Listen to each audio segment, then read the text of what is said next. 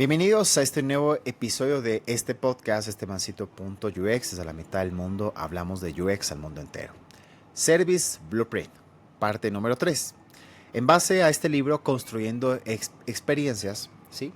Vamos en esta oportunidad a poder hablar acerca de los principales hallazgos que te permite levantar un Service Blueprint, como más o menos entender dentro de todo lo que ya mapeamos y que te lo mencioné en el episodio anterior acerca de las acciones de los usuarios, las acciones no visibles, las acciones visibles, la evidencia física, ¿cierto? Y los procesos de apoyo y soporte. Dentro de todos estos puntos que tú mapeas ya prácticamente, ¿cierto? Dentro de estos aspectos, vamos a poder separarlos, ¿no es cierto? Y poder definirlos, ¿cierto? Bajo 3 categorías importantes, ya que lo podemos, digamos que así mencionar que es una forma como de clusterización, ya de toda la información que tienes vas separando una por una. Entonces, el libro prácticamente nos enseña 3, o nos define así 3. Este primero es zonas de espera, el segundo son momentos de riesgo y tercero puntos de dolor o fallas en el proceso. ¿Ya? Si podemos definir cada uno, tal cual como el libro siempre lo dice, o digamos más que siempre es como así lo explica este libro, te lo voy a mencionar. Zonas de espera. Las zonas de espera nos hace referencia al tiempo, ¿ya?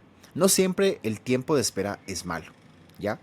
Pero hay que saber definir, ¿no es cierto?, hasta dónde es un tiempo de espera, que sea acorde a las expectativas del usuario. ¿Cuánto tiempo vamos a hacer esperar a la persona? Tiempo de respuesta, por ejemplo, estamos mencionando que quieres hacer una consulta, ¿cierto?, sobre tu seguro, quieres hacer una consulta al banco, etcétera, y te comunicas por WhatsApp, ¿ya? Entonces, ahora es bastante común en la mayoría de los bancos que tienen un chatbot, ¿cierto? O sea, que al final tú tienes ya una conversación, ¿cierto?, con esta configuración, ¿cierto?, que tú pones eh, o, o te muestra ciertas opciones para que tú escojas y de alguna forma sea un poco más rápido esa atención. Pero siempre hay un punto que puede ser que tú quieras ya hablar con un asesor, con una persona. Y generalmente cuando tú escoges esta opción te dice pues que te están redireccionando, ¿cierto?, hacia un asesor. Ese tiempo de espera hay que mapearlo, pero hay que entender dentro del proceso hasta dónde nosotros podemos, digamos, esperar o hacer esperar a esta persona. Entonces, ¿qué es lo que hacemos generalmente en experiencia? Mapeamos prácticamente el proceso como te decía, dentro del backstage. ¿Qué es lo que sucede con las áreas que se encargan o con el área que se encarga de redireccionar este pedido de este cliente hacia una persona, hacia un asesor, ¿cierto? ¿Qué tiene que pasar? ¿Qué sucede dentro del flujo de proceso? ¿Ya? ¿Cuál es el tiempo que se demora hasta que eso suceda? ¿Sí? Entonces, tú lo que puedes hacer es lo siguiente, puedes darle un tiempo estimado.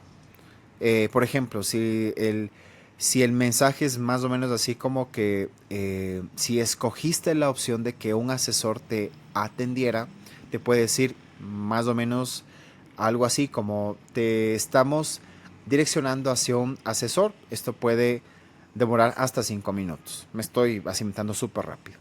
Fíjate que aquí ya más o menos le estás diciendo un tiempo de espera. Claro, 5 minutos es muchísimo, ¿ya? Pero el ejemplo, como te digo, es más o menos ya un tiempo estimado. Puede ser que sean menos, puede ser que sean 2, pero aquí ya viene el punto de entender cómo puedes identificar los puntos o las, sí, o sea, o los puntos de dolor, ¿no es cierto? Y cómo puedes resolver este problema, porque muchas veces posiblemente no sean 5, puede ser más o puede ser menos. Para no dejar en incertidumbre al usuario, le puedes dar un tiempo estimado. Este ejemplo te lo digo, tal vez no es el mejor ejemplo, pero es como más o menos las zonas de espera que son acorde a las expectativas de la persona, de este cliente. Entonces, como te digo, dentro del proceso hay cosas que no puedes evitar esperar. Entonces tienes que darle a la persona una cierta evidencia, ¿ya? De que se va a demorar un poco ese tema. El error no es tiempos de espera. El error es no avisarle a la persona que te vas a demorar. O por ejemplo, cuando la persona envía una documentación y tiene que pasar por un proceso que es de validación de otras personas. Por ejemplo, un reembolso médico. Obviamente tiene que pasar por diferentes áreas para que digan, sí, estas facturas, esta documentación está con lo que necesitamos y el reembolso está aceptado y se le va a desembolsar tanta cantidad. Puede eso demorar 48 horas, puede demorar 24 horas. Eso tienes que decirle al usuario, los tiempos de espera. Otro punto importante son los riesgos. Ya, es identificar los riesgos. ¿A qué se refiere? Cada riesgo debe tener un plan preventivo y un plan reactivo. Como yo te mencionaba en los episodios de esta serie de Service Blueprint, que prácticamente es importante que tú tengas mapeado los riesgos que puede suceder y cómo tú vas a construir un plan de contingencia, ¿ya? Para resolverlos. ¿Qué vas a hacer? ¿Qué acciones tienes para mitigar ese riesgo que puedes encontrar? Como te decía, puede ser que incluso el sistema, ¿no es cierto?, que tu empresa utiliza o que esta plataforma usa sea de terceros y tú dependes de que ese sistema no se caiga. ¿Cuál es tu plan de contingencia?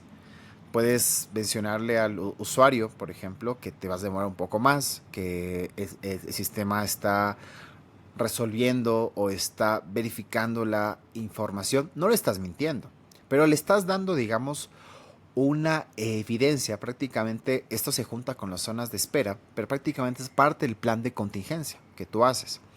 O, por ejemplo, por otro lado, ¿cuál es el plan de contingencia que tú puedes tener cuando en un restaurante te pasan un plato que tú no pediste? Entonces, claro, ¿cuál es el plan de contingencia? Ok, o sea, tienes que resolver rápidamente, tienes que pasar el plato que es, y capaz el plan de contingencia que tú tengas o el plan preventivo, ¿cierto? Es que, no sé, le cobres menos o que le regales algo, como parte del proceso que sí, o sea, yo sé que me equivoqué, no soy perfecto, pero lo intento resolver, ¿ya? Riesgos que pueden existir, porque son cosas que no controlamos, pero es importante que lo tengas en cuenta. Y por último, las fallas o puntos de dolor dentro de este aspecto. Cada punto de dolor debe tener un plan de acción propuesto de corto, mediano y largo plazo. ¿Por qué? Porque la intención del Service Blueprint es que tú puedas crear planes de acción, ¿ya?, que te permitan reducir o eliminar los puntos de dolor, ¿cierto? Como dice el libro, a corto, mediano y largo plazo. No podemos salir rápidamente con una solución perfecta porque no existe. Pero sí, por ejemplo, dentro de las empresas, dentro de los equipos, pueden definir un MVP, una primera versión que resuelva X cantidad de dolores o que los mitigue o que los digamos que baje, digamos, el porcentaje de ese dolor o que los elimine definitivamente. Y poco a poco, con las iteraciones que se va haciendo, puedes incluso así mejorar. Algo que me ha parecido súper interesante en este tiempo que estoy trabajando dentro de los proyectos que es prácticamente diseñar un modelo de servicio desde cero prácticamente. O bueno, no tanto desde cero, pero sí en algunos aspectos, como construir desde cero ciertos procesos a un modelo que tal vez existía, pero que no estaba tan bien hecho, digámoslo así, por X razones. Es que es importante que cada momento, cada vez tú puedas iterar el proceso, el flujo de procesos. Este flujo de procesos, y es algo muy importante que prácticamente viene a ser el corazón de la experiencia no visible, ¿ya? Porque nosotros podemos rediseñar el front stage, o sea, lo que ve la persona, el aplicativo, la página web, rediseñar las oficinas, el local, las agencias, pero si el proceso interno no mejora, de nada sirve seguir invirtiendo en eso si no intentamos mejorar ese proceso?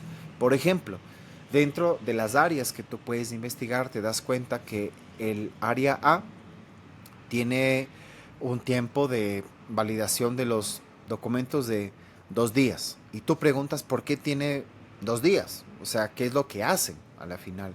No, es que el proceso es manual porque nosotros entramos a buscar, digamos que de manera manual, valga así la redundancia, en la documentación de Excel y necesitamos verificar. Ok, hay un punto de dolor que la persona tiene que hacerlo manualmente. ¿Cómo hacemos que sea más eficiente? ¿Qué alternativas existen? Y ahí viene un punto de ir buscando, ¿cierto? Soluciones. ¿Cómo que sea mucho más fácil? Ok, voy viendo alternativas en la medida que sean viables, ¿cierto? Y que sean posibles construir. Porque no es solamente que tú contrates una plataforma porque sí, sino que tiene que tener una razón puntual que te permita resolver. No es lo mismo que tú puedas migrar tu proceso a una plataforma, o sí, a una plataforma digital, ¿cierto? A que tú contrates una plataforma que no sabes cómo funciona, pero dices, no, es que la plataforma dice que sí, sí lo hace. Va a ser más el tiempo de aprendizaje a que tú puedas migrar a algo, ¿sí? Que poco a poco lo vayas haciendo. Algo muy importante es que tú necesitas también un proceso de capacitación a tu personal que va a estar a cargo de estos puntos. Entonces, mira, es bastante grande lo que tienes que hacer, pero es importante que tú tengas, y que como el libro siempre lo menciona, que la experiencia tiene más allá que ver que solamente sea eh, dentro de un solo punto de contacto, ¿sí? Entonces, digamos que luego, ¿qué es lo que tienes que hacer? Como te mencionaba, una vez que ya tienes identificado zonas de espera, riesgos, fallas y puntos de dolor, tienes que necesariamente definir un plan de acción. O sea, porque es muy chévere que ya lo tengas listo, pero si no defines un plan de acción, eso queda en la documentación de la empresa y vayas a saber cuándo lo van a hacer, a ejecutar. Entonces es importante que dentro de los equipos tú tengas ya, o más que tú tengas, como que tengan líderes de proyectos, porque prácticamente esto viene a ser proyectos al final, ¿sí? Que tú prácticamente dices el proyecto de la mejora de las reservas del restaurante, ¿ya? O que prácticamente dices el tiempo de mejora o el tiempo de, o sea, este proyecto se puede llamar como parte de las reservas, ¿no es cierto?, de este lugar. Otro puede ser, qué sé yo, sistemas de domicilio, ya. O sea, ves que más o menos por ahí puede ir esa oportunidad y este proyecto te permite, digamos que estos planes de acción te permiten mapear estos proyectos. Y ahí viene otra cosa, la gestión de proyectos, que viene de este punto, donde tienes un equipo que sí es posible que tengas un equipo multidisciplinario que puedan trabajar bajo una metodología que les permita construir, ¿cierto? Este punto. Hay, por ejemplo, este es una pequeña cápsula de algo que estoy pensando y estoy planificando hablar, así está en el podcast. Hay algo que se llama Dual Tracking Agile, que es como lo mejor de tres mundos, ¿cierto? Para poder construir una solución. Entonces, por un lado tienes la parte de Design Thinking, por otro lado tienes la parte de Lean UX y por otro lado tienes la parte de Agile. Entonces, como más o menos esto se aplica a los proyectos, porque en la fase de los proyectos tú tienes que ir haciendo diferentes acciones, de ir entendiendo, ¿no es cierto?, cuáles ya con los puntos de dolor que tú ya tienes de ese proceso, lo pasas a este proyecto, entonces empiezas a identificar, sigues haciendo investigación, utilizando la metodología o el marco de pensamiento llamado Design Thinking para poder entender, empatizar, definir algún par, digamos que cosas que ya tienes claro, dices, ok, creo que la solución va por este lado, si la solución para esto, y Lean UX te permite construir, ¿no es cierto?, de alguna forma bastante claro. Te permite que tú así te construyas, ¿cierto? Y vayas haciendo el proceso de iteración constante, validando con usuarios, utilizando ciertas metodologías también para esto. Y el Agile, ¿no es cierto?, lo que te permite es como ser un poco más eficiente. O sea, ¿a qué le vamos a apuntar así, digamos que de primero? Porque no podemos hacer todo, sino que como Agile mismo lo menciona y en la metodología Scrum, ¿no es cierto?, es que más o menos del todo que tú tengas, separes por partes y definas ciertas, o como que pongas en orden, digamos, que esté de prioridad, qué es lo más importante, qué es lo que vas a salir y qué te da más valor. Entonces, con eso en mente, al final con lo que tú construyes en el Service Blueprint, tienes mucho trabajo ya por delante para seguir construyendo, ¿cierto?, la mejor experiencia para tus usuarios. Entonces, muchas gracias por estar en este episodio.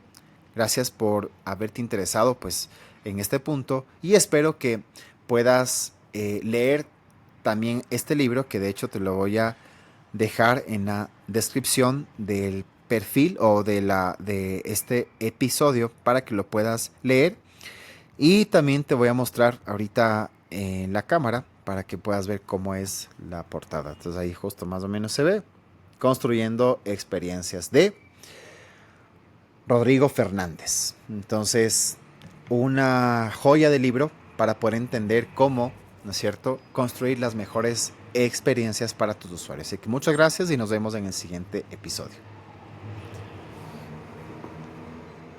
Si estás buscando información acerca del diseño de experiencia de usuario, te invito a que puedas tomar mi curso sobre diseño de experiencia de usuario en Hotmart, donde vas a descubrir cómo la experiencia de usuario es parte fundamental del éxito de un producto o un servicio. Recuerda que tienes un 25% de descuento usando mi código JOSE para que puedas aprovechar este curso y sea de tu interés.